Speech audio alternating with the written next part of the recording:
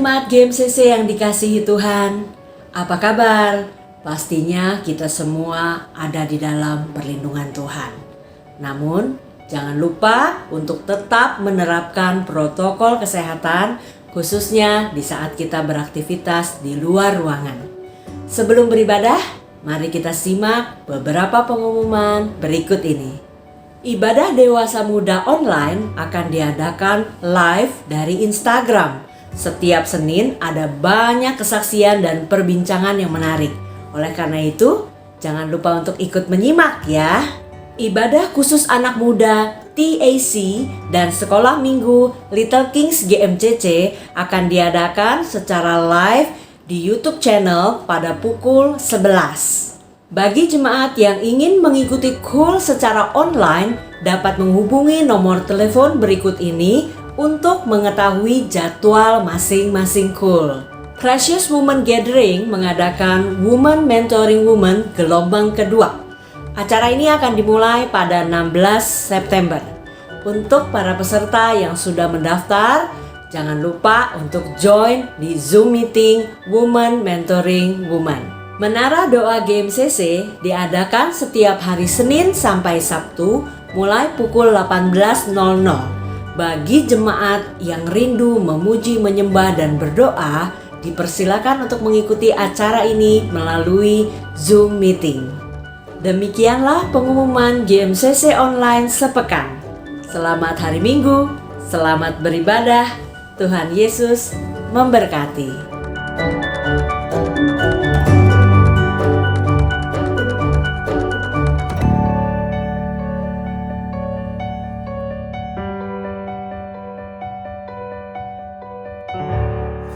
Haleluya, haleluya, haleluya, haleluya. Mari angkat kedua tangan kita di atas. Bapa, kami percaya bahwa anugerah-Mu lah yang memampukan kami. Kami percaya bahwa kasih karunia-Mu lah yang memampukan kami. Kalau kami ada saat ini, kalau kami boleh berkumpul di tempat ini untuk sama-sama memulai sesuatu yang akan terjadi beberapa saat ke depan, kami bersiap-siap, kami mempersiapkan hati kami, tubuh jiwa roh kami, sehingga ketika saatnya datang, saatnya tiba, Tuhan, kami akan bergerak, berlari untuk menjangkau jiwa-jiwa bagi kerajaan-Mu. Terima kasih Bapa. Ampuni dosa, kesalahan, pelanggaran kami. Basuh setiap kami dengan darah kudus-Mu. Limpahkan kasih-Mu atas setiap kami Tuhan. Karena pagi ini kami hanya mau memuji, menyembah-Mu. Kami hanya mau meninggikan Engkau. Biar nama-Mu dimuliakan di tempat ini. Biar nama-Mu ditinggikan di tempat ini.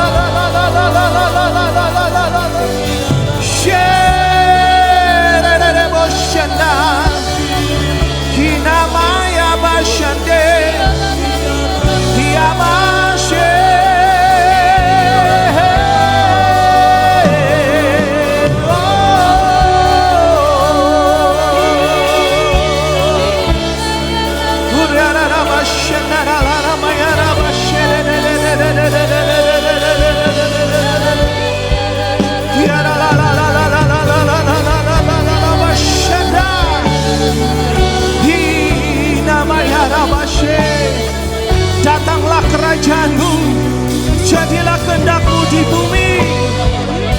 Haleluya, haleluya. Terima kasih Tuhan, terima kasih Tuhan. Di dalam nama Yesus. Engkaulah jawaban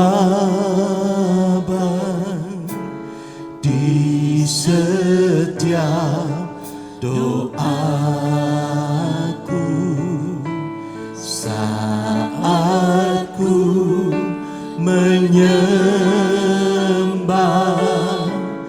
Roh-Mu bekerja. Mari silakan duduk dalam hadirat Tuhan. Siapkan hatimu, siapkan tubuh jiwa rohmu, karena kita menyembah dan memuji Tuhan kita yang dahsyat.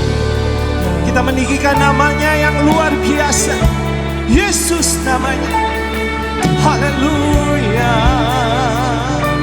Mari sama-sama naikkan pujian ini. Engkaulah jawaban, Engkaulah jawaban di setiap doaku saat ku menyembah, Rohmu bekerja. Sekali lagi katakan, Engkaulah jawaban. Oh, di setiap doaku. Yes Lord. Saat ku menyembah,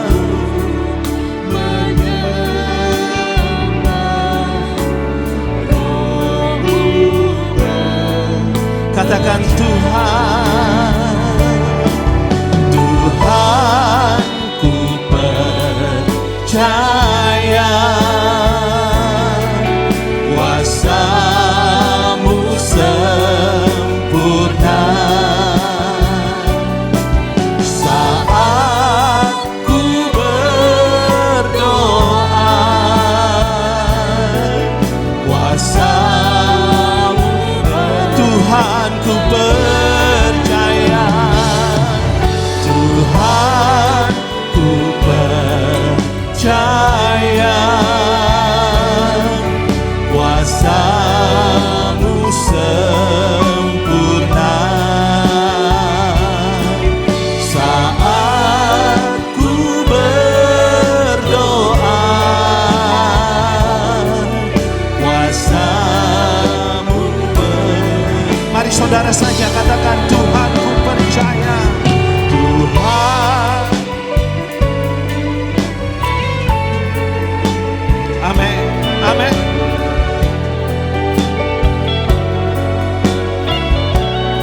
Saat kami berdoa,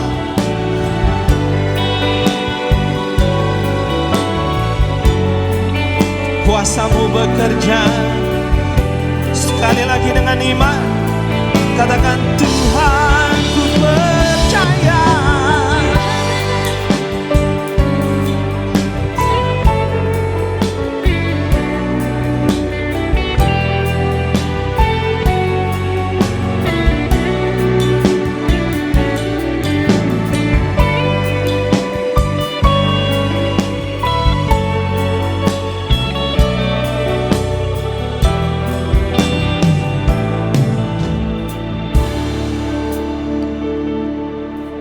Kepada siapa kita akan lari?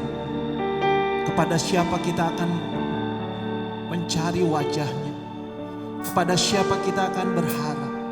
Kepada siapa kita memberikan pujian dan penyembahan? Hari-hari ini Tuhan sedang berurusan langsung dengan hati kita masing-masing. Tuhan tidak mencari kelompok, Tuhan tidak mencari kerumunan, tapi Tuhan mencari pribadi lepas pribadi. Bahkan saat-saat ini Tuhan mau di saat-saat dimana kita hanya menatap mungkin layar handphone atau komputer atau TV, kita harus berurusan dengan Tuhan hari-hari ini directly from your heart. Hati saudara connect dengan hati Tuhan. Paradigma yang baru yang Tuhan berikan kepada kita masuk di tahun dimensi yang baru ini. Biarlah hati kita melekat sama Tuhan. Hati kita tertuju sama Tuhan. Karena hanya Dia satu-satunya yang sanggup melawat saudara dan saya. Sambil angkat tangan kita katakan, Tuhan ku percaya kuasa-Mu sempurna. Saat ku berdoa,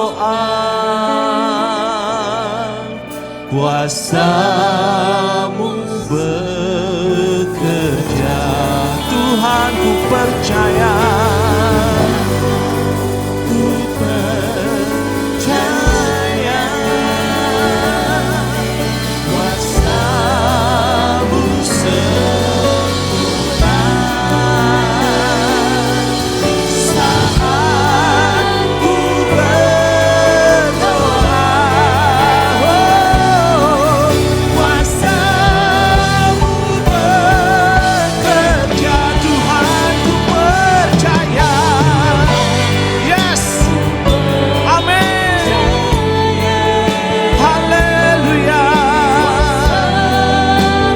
Oh, saat ku berdoa, saat ku berdoa,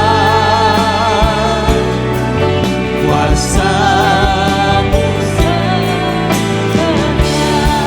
saat ku berdoa, saat ku berdoa, saat ku berdoa, saat ku berdoa, saat ku berdoa, kuasa-Mu bekerja.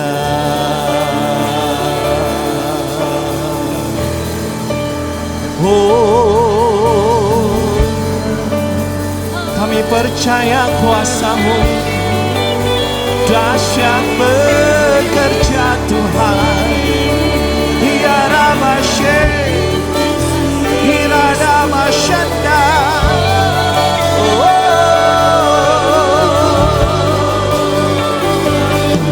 hidarabashanda.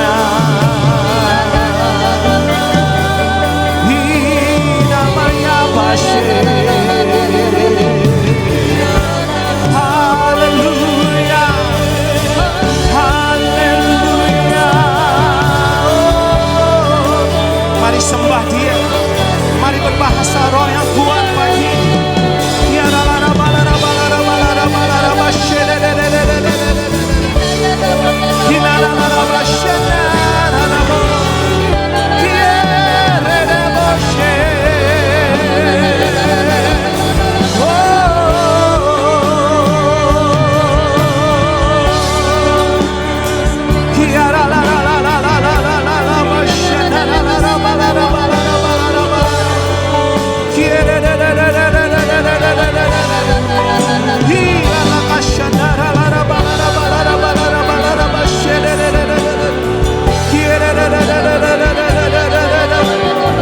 Haleluya. Mari angkat tangan kita katakan, layak dipuji, disembah, Kaulah yang bertahta dulu, sekarang dan selamanya. Raja atas segala bangsa, oh termulia. Haleluya. Katakan lebih lagi, layak dipuji, disembah, oh dulu, sekarang dan selamanya. Raja namamu. Mari bangkit berdiri dan angkat kedua tangan kita. Sama-sama katakan Hosana, Hosana. Sing loud Hosana. Oh, Hosana. Haleluya. Sekali lagi katakan Hosana. Layak dipuji, disembah,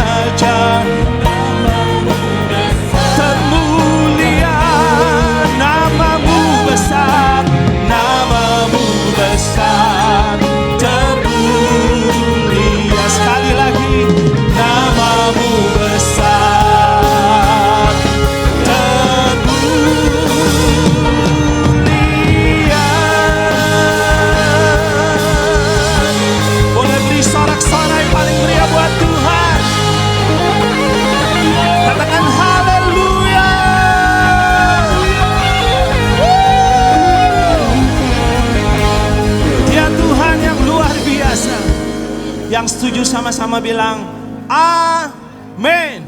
Tepuk tangan buat Tuhan kita, haleluya. Ya saudara boleh sekali lagi berputar 360 derajat sambil tangan taruh di dada seperti begini. Dan bilang shalom, shalom, shalom, shalom, shalom, shalom, shalom. Nah itu dia.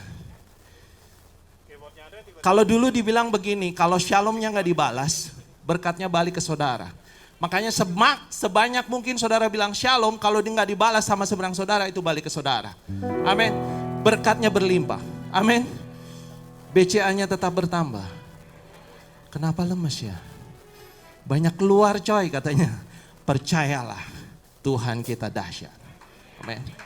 Apapun terjadi di sekitar kita, Tuhan kita tetap dahsyat. Amin.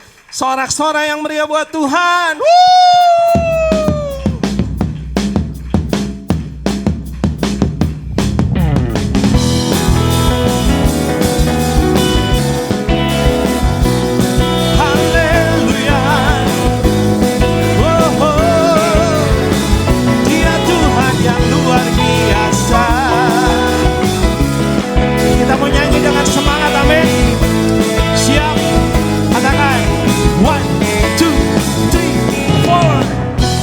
Begitu besar kasih telah tercurah bagi dunia, karyamu, kasihmu yang termulia,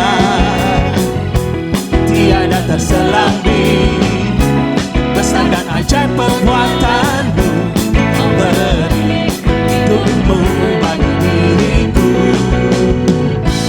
tiada yang sepertimu, kau berkuasa selamanya. Siap saudara katakan, betapa dalamnya, betapa lebarnya kasih setiamu.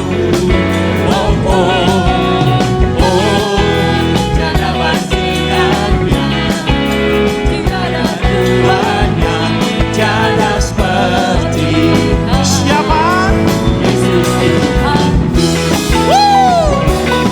Haleluya. Saya rindu yang wanita saja. Come on ladies, sing loud.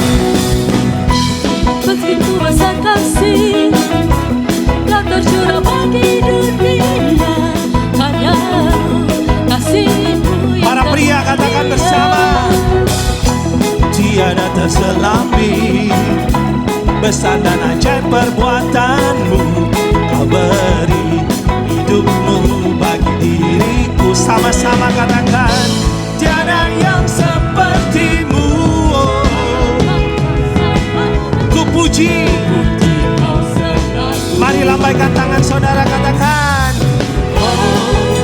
betapa dalamnya, betapa lebarnya kasih setiamu. Tiada bandingannya, tiada duanya, tiada seperti. Biar musik naikkan pujian ini. Dia Tuhan yang luar biasa, Dia Tuhan yang dahsyat, amin. Biar hari-hari ini kita mau meninggikan namanya. Haleluya, haleluya, haleluya. Tuhan kita dulu dahsyat Engkau Tuhan. Yes Lord. Kita mau pakai gerakan ya.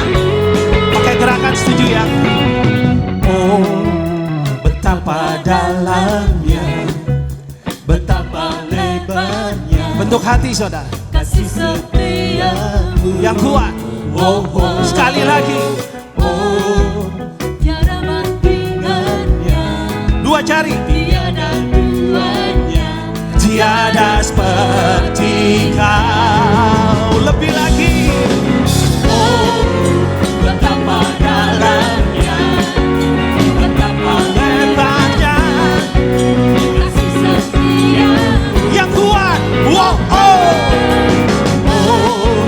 tiada bandingannya, tiada duanya, Tiada seperti Kau. Siapa? Yesus Tuhanku.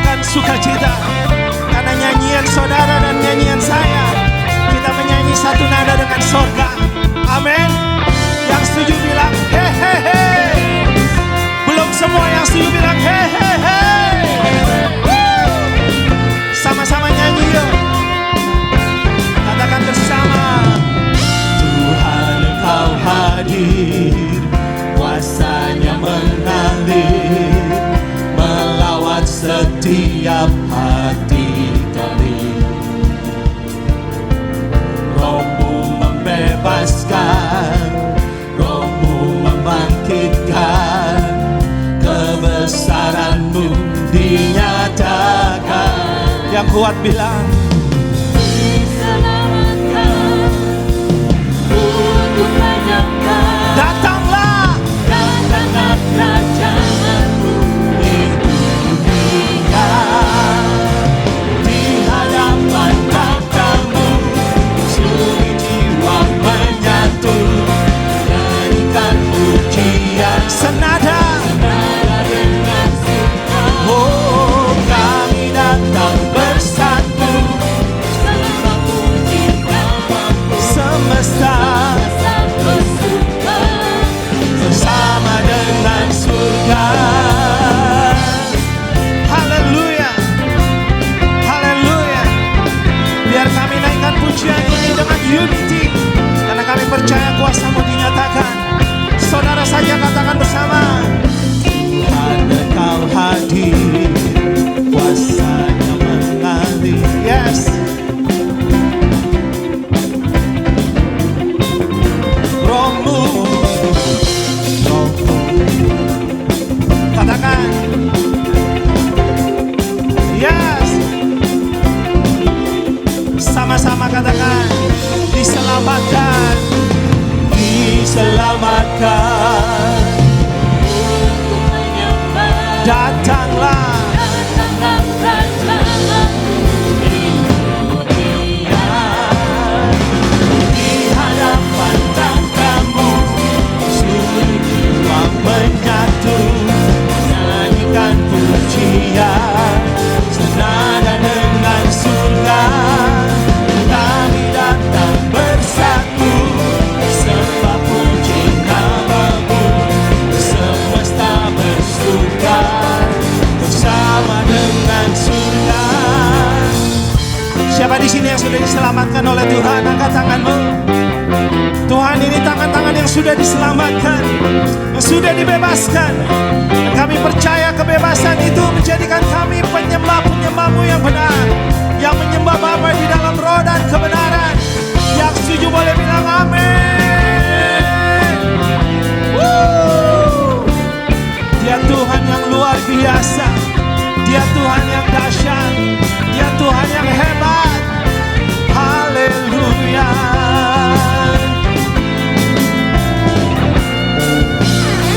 Thank you Jesus. Thank you Lord for your love. Haleluya. Sama-sama katakan, hadapan takhta-Mu, seluruh jiwa menyatu, nyanyikan pujian senada dengan surga.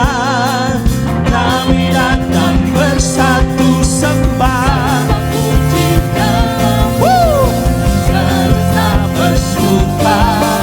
Sekali lagi katakan, haleluya. Di hadapan takhta-Mu, seluruh jiwa bersatu. nyanyikan pujian senada dengan surga. Kami datang bersatu, sembah puji nama-Mu, semesta bersuka bersama. Sama-sama katakan,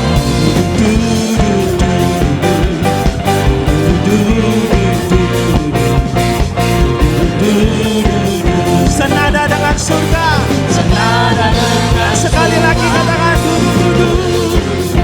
oh, haleluya. Bersama katakan, senada dengan surga. Beri sorak-sorai yang paling meriah. Mari sama-sama katakan haleluya 3 kali. 1, 2, 3. Haleluya, haleluya, haleluya.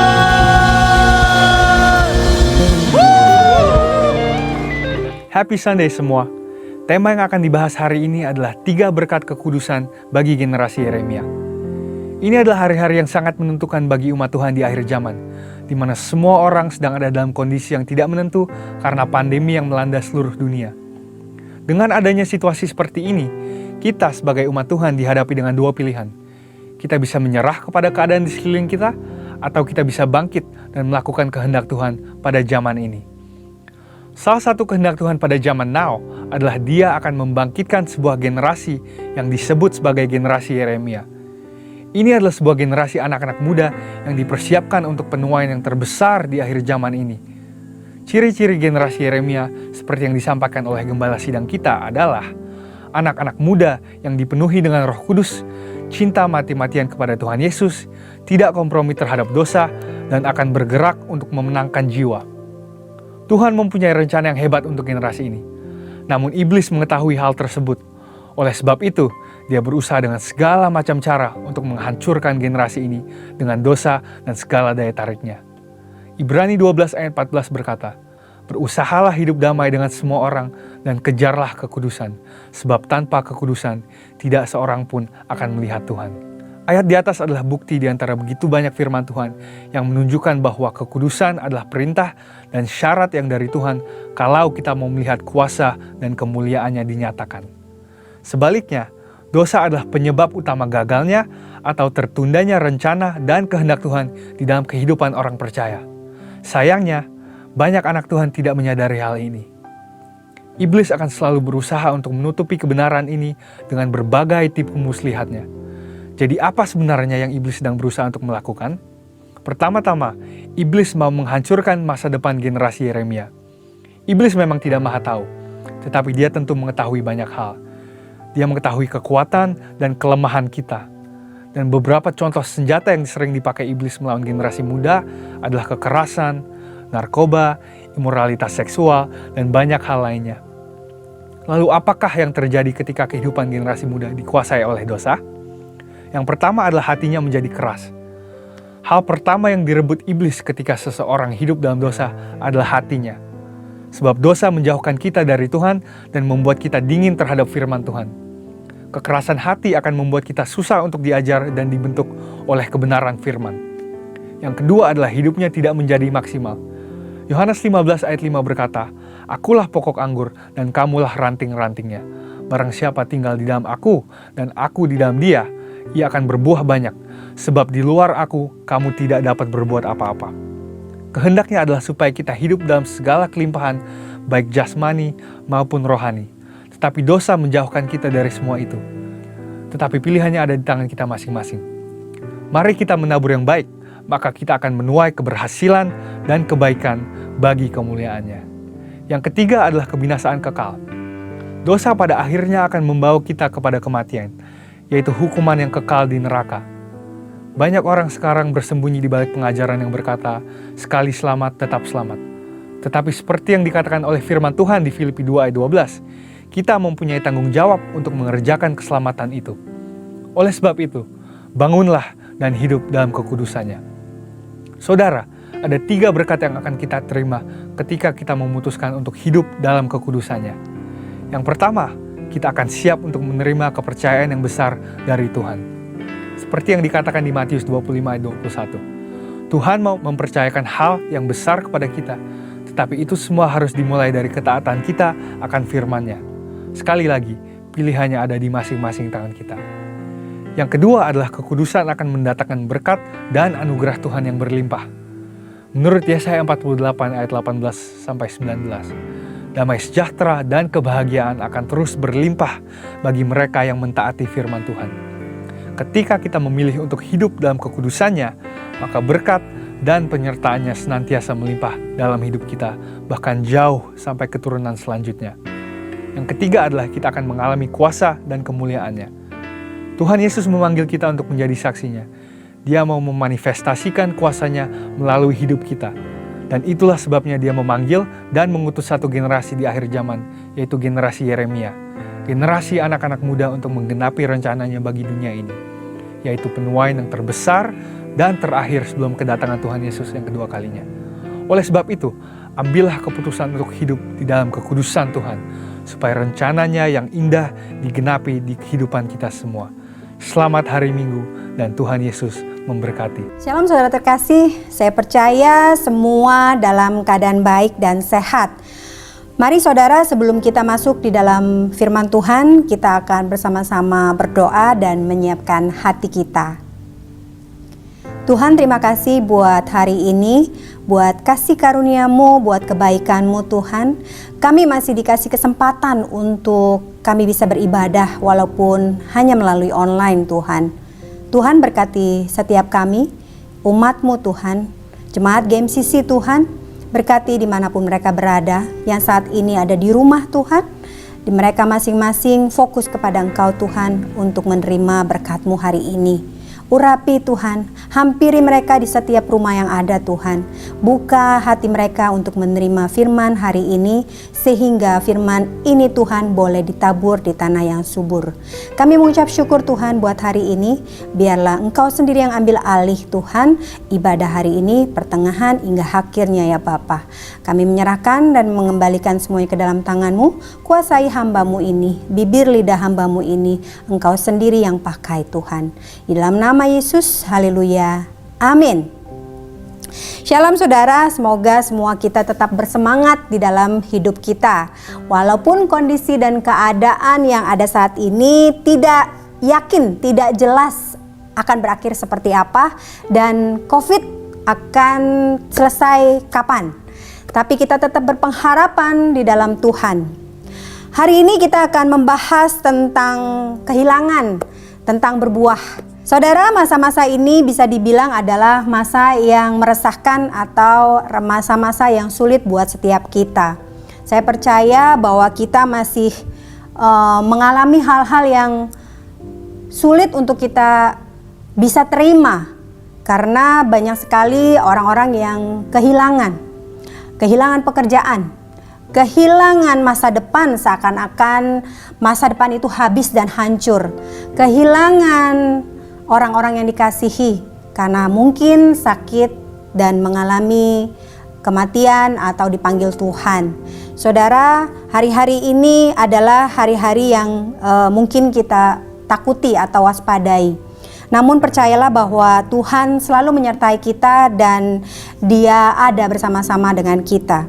Kita akan membahas di Pengkhotbah 1 ayat 1 sampai dengan 3. Inilah perkataan pengkhotbah. Anak Daud, raja di Yerusalem, kesia-siaan belaka pada pengkhotbah. Kesia-siaan belaka, segala sesuatu adalah sia-sia. Apa gunanya manusia berusaha dengan jerih payah di bawah matahari? Hari-hari ini kesannya kita merasa sia-sia semuanya karena adanya kehilangan yang kita hadapi, adanya suasana yang duka yang kita hadapi. Kita menjadi bingung apa yang menjadi tujuan dalam hidup kita. Apakah kita mengejar pekerjaan untuk memperoleh kekayaan sehingga kita mendapatkan kesenangan dunia? Pengkhotbah 5 ayat 10 mengatakan, siapa mencintai uang tidak akan puas dengan uang, dan siapa mencintai kekayaan tidak akan puas dengan penghasilannya. Ini disebut sia-sia. Lalu apakah kita sedang berusaha mencapai popularitas atau memperoleh kekuasaan serta hikmat? Pengkhotbah kembali menyatakan di pasal yang ke-1 ayat 17 sampai dengan 18, aku telah membulatkan hatiku untuk memahami hikmat dan pengetahuan, kebodohan dan kebebalan. Tetapi aku menyadari bahwa hal ini pun adalah usaha menjaring angin. Karena di dalam banyak hikmat ada banyak susah hati. Dan siapa memperbanyak pengetahuan sedang memperbanyak kesedihan. Dalam ayat yang lain dituliskan juga di dalam pengkhotbah bahwa aku, manusia, membenci segala usaha yang dilakukan dengan jerih payah di bawah matahari. Sebab aku harus meninggalkannya kepada orang yang datang sesudah itu. Saudara, segala sesuatu yang kita cari, baik pekerjaan, kekayaan, kemewahan, popularitas, ternyata itu adalah sia-sia saudara. Dan masa-masa ini kita lagi bingung kita harus berbuat apa. Lagi bingung untuk kita itu memulai sesuatu seperti apa.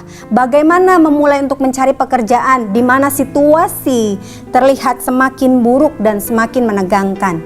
Banyak usaha ditutup sehingga untuk kita memulai lagi ketika kita mungkin kehilangan pekerjaan, kita mulai goyang, kita mulai bingung, kita kehilangan pegangan, bahkan kita tidak tahu harus melakukan apa-apa. Saudara, firman Tuhan menyatakan bahwa biarlah kita tinggal tenang, sehingga ketika kita tenang, kita dapat berdoa. Amin. Segala sesuatu yang dikejar manusia adalah sia-sia tuh. Bahwa karena manusia tidak menyelami apa yang Tuhan sedang kerjakan di bawah matahari. Satu hal yang tidak pernah dikejar atau dicari manusia namun akan dicapai oleh setiap kita, yaitu kematian. Tapi banyak orang yang saat ini justru melihat atau bahkan mendengar yang namanya kematian itu jadi menakutkan. Bagi kita semua, kematian menjadi sesuatu yang menakutkan. Di Filipi pasal 1 ayat 21 sampai dengan 22 dinyatakan bahwa karena bagiku hidup adalah Kristus dan mati adalah keuntungan. Tetapi jika aku harus hidup di dunia ini, itu berarti bagiku bekerja, memberi buah. Jadi, mana yang harus kupilih, aku tidak tahu. Rasul Paulus menyatakan bahwa hidup adalah Kristus dan mati adalah keuntungan. Tapi kalau atau jika kita harus hidup hari ini, saat ini, itu artinya kita semua harus menghasilkan buah. Apa saja buah-buah itu? Buah-buah itu bukan saja hanya sekedar yang namanya pekerjaan yang harus kita cari. Buah-buah itu bukan sesuatu atau kekayaan yang harus kita kejar. Buah-buah itu adalah bukan sesuatu yang dapat dilihat. Bukan hanya itu yang kita bisa hasilkan. Tapi buah-buah yang Tuhan mau adalah seperti apa yang dikatakan di dalam Galatia pasal yang kelima ayat 22 sampai dengan 23. Yaitu adalah buah-buah roh yang membawa kita kepada kasih, kepada damai sejahtera, sukacita. Saudara, janganlah dikuasai oleh ketakutan dan suasana yang memang akhirnya membuat kita hilang fokus bahwa kita harusnya adalah tetap berbuah. Kesedihan karena kehilangan pekerjaan dikacaukan dan mengacaukan hati kita, mengacaukan pikiran kita sehingga kita hilang fokus. Dan kita tidak bisa tahu bagaimana harus melakukan apa yang kita lakukan ke depan. Besok harus kita lakukan seperti apa. Mungkin banyak yang shock, mungkin banyak yang ketakutan. Harus bagaimana? Harus seperti apa? Apa yang harus diperbuat? Filipi 1 ayat 12 sampai dengan 26 adalah menceritakan kesaksian Rasul Paulus pada saat di dalam penjara. Saudara, Rasul Paulus di penjara bukan karena hal-hal yang negatif, tapi justru Rasul Paulus masuk penjara karena begitu radikalnya Rasul Paulus memberitakan tentang firman Tuhan, memberitakan Injil tanpa ragu, tanpa takut. Oleh sebab itu, dengan kondisi dan keadaan yang ada dan tidak diterima dan banyak ditolak oleh orang-orang di sekitarnya, sehingga Rasul Paulus harus masuk ke dalam penjara. Namun itu tidak memberhentikan Rasul Paulus tetap menginjil. Bahkan di dalam penjara pun dia melakukan penginjilan dan menghasilkan buah untuk Tuhan di dalam kehidupannya. Di mana Paulus dipenjarakan karena memberitakan Injil tanpa rasa takut, Paulus didesak dari dua pihak. Perasaannya sebenarnya ingin sekali untuk ikut atau tinggal bersama Kristus, bersama dengan Yesus. Maksudnya enakan dipanggil aja, kayaknya enakan udah pulang aja, udah duduk bersama-sama dengan Tuhan. Tapi pilihannya tetap dia harus tinggal dan dia harus melaksanakan kehidupannya, yaitu melakukan penginjilan walaupun itu di dalam penjara. Gak enak saudara di dalam penjara. Itu menyesakkan hidupnya, mesakkan hatinya. Gak ada yang enak, gak ada yang nyaman di dalam penjara. Namun apa yang harus dilakukan? Rasul Paulus tetap setia untuk memberitakan Injil. Di perhadapan dengan dua pilihan antara hidup dan mati. Namun dengan jelas bahwa Rasul Paulus menekankan jangan fokus kepada kematian. Yang membawa keuntungan bagi kita, kematian itu harusnya membuat kita beruntung. Jadi, kalau sesuatu itu menguntungkan, kita seharusnya tidak takut dengan kematian. Fokuslah terhadap bagaimana kita harus hidup. Kalau Rasul Paulus fokus ketika dia harus masuk penjara, menyedihkan, pahit mungkin bagi beliau, tapi dia fokus tetap menginjil di dalam penjara. Dia tidak terbatasi atau terkondisikan dengan keadaan. Apapun itu tujuannya, yang dia tetap pegang adalah firman Tuhan, bahwa dia harus tetap berbuah, memberitakan Injil dan memberi kasih yang ada, memberikan sukacita yang ada, mengimpartasikan kebaikan, kemurahan Tuhan dalam hidupnya, walaupun di dalam situasi penjara. Hatinya tidak harus terpenjara, hatinya tetap bisa bebas untuk memberikan sukacita, untuk memberkati, untuk bisa mengendalikan keadaan emosi di dalam hidupnya. Itu yang dilakukan oleh Rasul Paulus. Bagaimana dengan kita? Hidup adalah Kristus, hidup menghasilkan buah. Hidup adalah Kristus, di mana kita harus hidup sebagaimana Yesus hidup. Artinya kita harus siap untuk kita menderita. Kita harus siap untuk kita itu bersusah dan bersedih. Kita harus siap menerima hinaan. Kita harus siap menerima yang namanya kehilangan. Kita harus siap yang namanya kita menerima segala pencobaan. Saudara, Tuhan tidak akan meninggalkan kita. Ketika saat-saat ini banyak cobaan yang datang kepada kita, seperti penganiayaan yang kita terima. Tidak ada pekerjaan, bahkan mungkin gaji harus dipotong. Saudara, itu adalah salah satu yang harus kita terima dan kita hadapi. Bagaimana respon kita? Apakah kita terkondisi dengan situasi yang saat ini? Atau kita tetap fokus kepada Tuhan, bahwa ada waktunya untuk segala sesuatu. Dan Tuhan melakukan ini untuk mengupgrade hidup kita. Pencobaan yang Tuhan berikan adalah pencobaan-pencobaan yang biasa, yang tidak melebihi kekuatan manusia. Sebab Allah setia, dan karena itu Ia tidak akan membiarkan kita dicobai melampaui kekuatan kita. Pada waktu kita dicobai, Tuhan sendiri yang akan memberikan jalan keluar, sehingga kita bisa menanggung setiap pencobaan itu. Amin. Saudara, kembali kita ingat bagaimana Yesus Kristus hidup pada zamannya.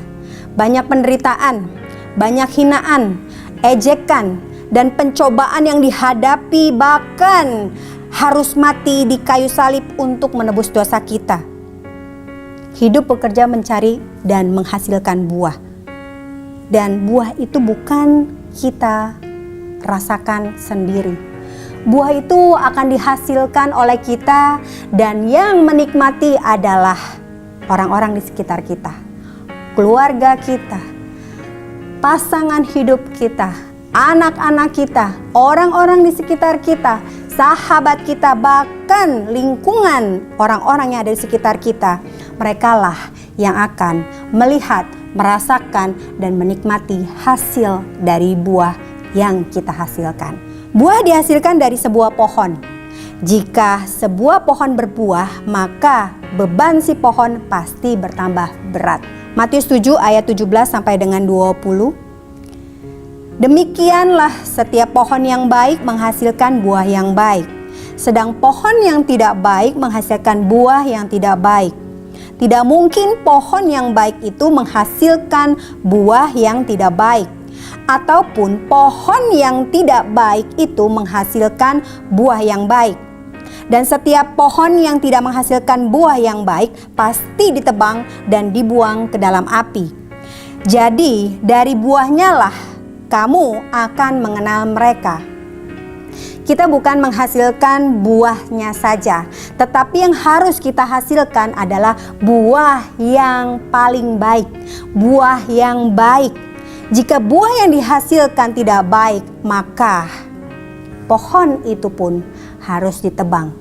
Pohon itu harus dimusnahkan. Yang Tuhan mau adalah buah yang baik, bukan sekedar kita menghasilkan buah. Sebuah pohon tidak pernah merasakan buahnya sendiri, saudara. Yang menikmati dan merasakan buah adalah orang lain. Yang melihat buah pada pohon adalah orang lain. Pohon dikenal melalui buah yang dihasilkannya. Setiap buah mengenali pohonnya. Pernahkah kita lihat pohon mangga menghasilkan jeruk atau sebaliknya? Jeruk dihasilkan dari pohon mangga. Tidak, saudara. Buah tidak jatuh jauh dari pohonnya. Contoh, seorang anak dilahirkan dan dia mulai besar, mulai dewasa.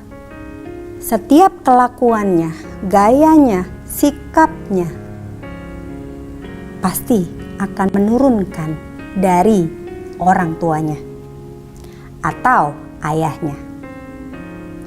Buah jatuh tidak jauh dari pohonnya. Itulah buah yang sesungguhnya. Pohon hidup kita adalah Yesus Kristus. Dan Yohanes 15 mengatakan, Yohanes 15 ayat 5 mengatakan, "Akulah pokok anggur dan kamulah ranting-rantingnya." Kita adalah ranting dari pohon anggur Yesus. Barang siapa tinggal di dalam Yesus dan Yesus di dalam dia, ia berbuah banyak. Sebab di luar aku, di luar Yesus, kamu tidak dapat berbuat apa-apa. Kita adalah ranting. Yang pertama, ranting dapat rapuh. Ranting mudah rapuh.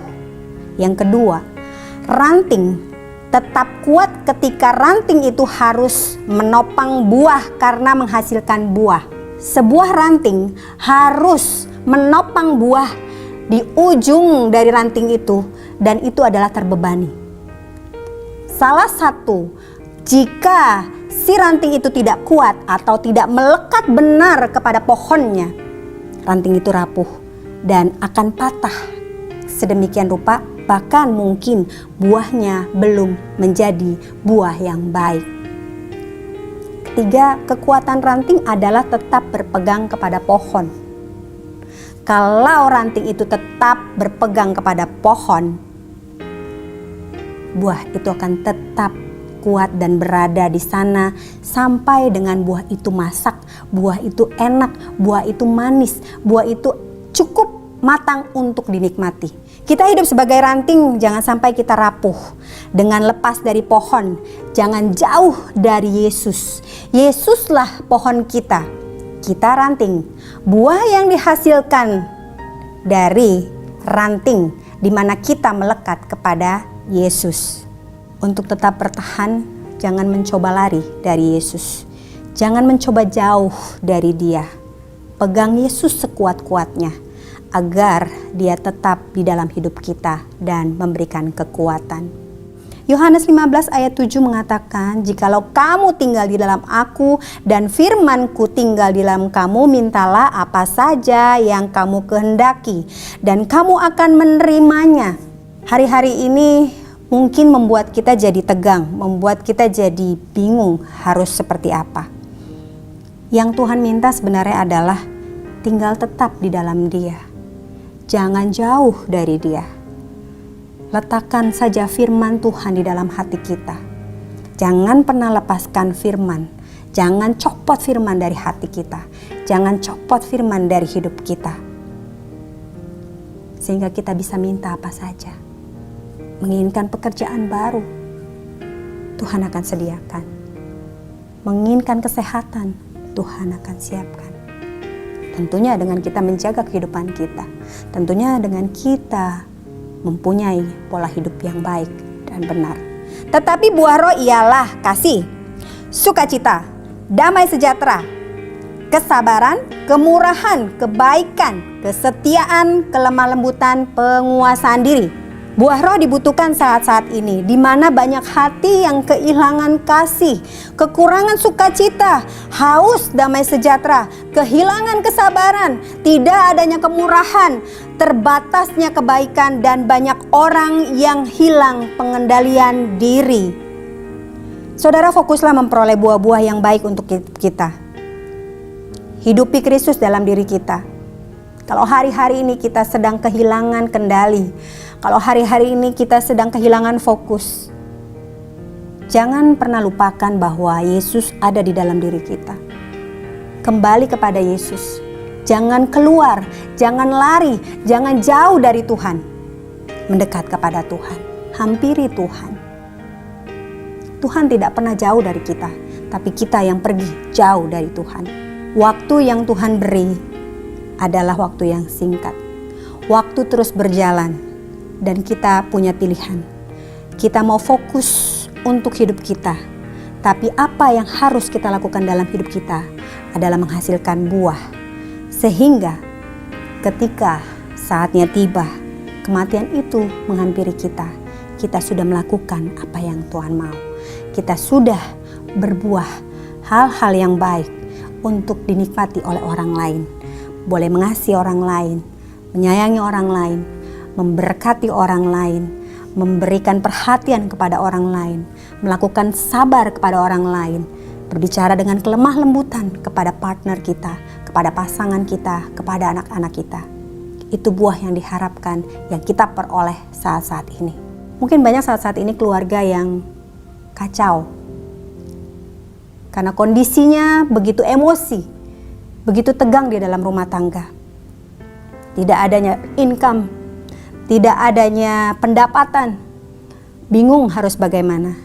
Saudara, hampiri Tuhan. Kembali kepada pokok anggur, kembali kepada pohon yang aslinya, kembali kepada pohon yang sebenarnya, yaitu Yesus. Datang kepada Dia, bergandengan tangan satu keluarga, berdoa bersama-sama, minta apa yang kita ingini. Fokuskan dengan firman Tuhan. Fokuskan hanya untuk Tuhan. Berdoa. Kita adalah orang-orang pilihan Tuhan. Kita adalah orang-orang yang sudah Tuhan pilih untuk bisa melewati hal-hal yang ajaib. Segala pencobaan yang datang kepada hidup kita tidak akan membuat kita susah. Walaupun kita kelihatan susah, saudara, serahkan kepada Tuhan. Tuhan akan menghampirimu. Tuhan akan datang, Tuhan akan menolongmu, dan pertolongan Tuhan tidak pernah terlambat. Jika kita masih hidup hari ini, artinya masih ada kesempatan, saudara. Hiduplah, berlakulah seperti waktu kita sebentar lagi akan tiba. Berlakulah seperti kematian itu akan datang. Jangan sia-siakan waktu kita, saudara. Bekerjalah bersama Tuhan untuk menghasilkan buah yang baik. Jangan sia-siakan waktu. Jangan diam saja. Jangan terus bingung. Mazmur 90 ayat 12 mengajarkan kita, ajarlah kami menghitung hari-hari kami sedemikian, hingga kami beroleh hati yang bijaksana. Kadang kita gagal, saudara, menghitung hari-hari kita sehingga kita tidak menggunakan waktu dengan baik. Kita bersantai. Kita tidak fokus sama Tuhan. Kita tidak memaksimalkan hidup kita. Sehingga kita tidak bisa sampai kepada tujuan, yaitu menghasilkan buah yang baik. Sehingga kita tidak bisa sampai kepada Tuhan. Kita tidak bisa sampai kepada tujuannya, Yesus. Pergunakan waktu dengan baik. Schedule. Buat prioritas. Apa yang harus kita lakukan hari-hari ini? Duduk tenang bersama-sama dengan keluarga, dengan suamimu, dengan istrimu, buat prioritas. Bertemu dengan Tuhan, punya waktu dengan keluarga, bekerja dan belajar dengan baik, melayani. Kita tidak bisa datang ke gereja, tapi kita bisa online. Kita tidak bisa datang menghampiri teman-teman kita yang mungkin sedang kesusahan, tapi kita bisa telepon mereka dan mendoakan mereka. Adanya kebiasaan yang buruk, kadang-kadang kita malas, kita santai, kita enjoy. Ya, tidak dipungkiri dengan adanya bekerja di rumah, bekerja dari rumah, sekolah dari rumah. Apakah kita yakin saat kita bekerja betul-betul kita fokus? Kita betul-betul mengerjakannya dengan maksimal. Apakah yakin saat kita belajar di rumah, kita bisa dipercaya bahwa kita tidak nyontek? Apakah kita benar-benar kita mendalami atau menyimak setiap pelajaran? Walau dengan online. Saudara, Tuhan ada di mana-mana. Mata Tuhan menjelajah seluruh bumi. Apa yang kita lakukan Tuhan tahu. Jangan santai, jangan bermalas-malas saudara. Ini sudah waktunya dan waktunya sudah dekat. Kemungkinan akan ada ujian, kemungkinan akan ada hal yang menghambat untuk kita bisa tembus. Tapi tetap konsisten melakukan apa yang sudah di dalam rencana hidup kita. Apa yang harus kita lakukan. Minta petunjuk dari Tuhan. Serahkan hidup, rencana kita, masa depan kita kepada Tuhan. Komitmen yang tinggi dibutuhkan. Dan komitmen, jangan menyerah di tengah jalan. Jangan pernah bilang stop dan berhenti ketika tujuan itu belum sampai. Ketika kita mungkin satu hari mau jalan-jalan, contoh ya, mungkin saat-saat ini agak sulit untuk jalan-jalan. Tapi ini untuk contoh saja. Ketika satu hari kita harus holiday atau liburan ke Bandung contohnya. Ternyata di perjalanan sangat macet. Lalu ketika itu juga kita merasa males, kita merasa capek dan lelah. Seakan-akan lebih baik kita harus berputar arah. Kembali saja ke rumah, kembali saja ke Jakarta. Tidak usah jalan-jalan, tidak usah ke Bandung. Akhirnya tujuannya tidak tercapai ketika kita mengikuti kemalasan kita. Ketika kita mengikuti hambatan yang ada. Dan kita tidak komitmen, kita tidak konsisten. Ya rugi siapa? Satu keluarga. Apapun itu saudara, ada masanya kita akan kehilangan. Dan ada masanya kita selesai dengan pekerjaan kita. Tidak usah takut dengan yang namanya kematian. Karena ketika kita sudah menyelesaikan tugas kita dengan baik, kita sudah menyelesaikan setiap hal yang sudah kita rencanakan bersama-sama dengan Tuhan, dan kita sudah berbuah banyak, kita sudah menghasilkan buah yang baik yang dapat dinikmati oleh orang-orang banyak, sehingga orang-orang bisa melihat dari apa, dari buah yang mereka lihat, buah yang mereka rasakan dari yang kita hasilkan, saudara. Kita berbahagia. Ketika kita dipanggil pulang, mereka akan tetap mengingat apa yang mereka rasakan, buah dari yang kita hasilkan. Karena apa yang sudah kita lakukan sudah berbuah dan dinikmati oleh banyak orang. Amin. Tuhan Yesus memberkati. Mari kita mau berdoa. Dan sebelum berdoa, saya ingin umumkan bahwa perjamuan kudus di minggu kedua akan dipindah, akan ditetapkan bahwa akan diadakan setiap minggu ketiga dan akan dilayani oleh Bapak Gembala Sidang kita, Pendeta Dr. Insinyur Niko Nyoto Raharjo. Saya berharap semua kita akan mempersiapkan hati, mempersiapkan diri dalam perjamuan kudus di minggu ketiga, minggu depan. Mari kita akan berdoa bersama-sama dan menyudahi ibadah ini.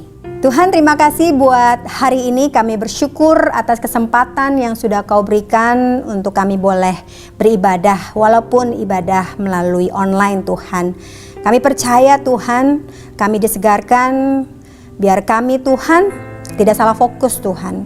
Dan kami tetap fokus berbuah banyak untuk orang lain, untuk melaksanakan apa yang menjadi kerinduan-Mu Yesus. Biar kami Tuhan memberkati banyak orang melalui buah-buah kami Tuhan.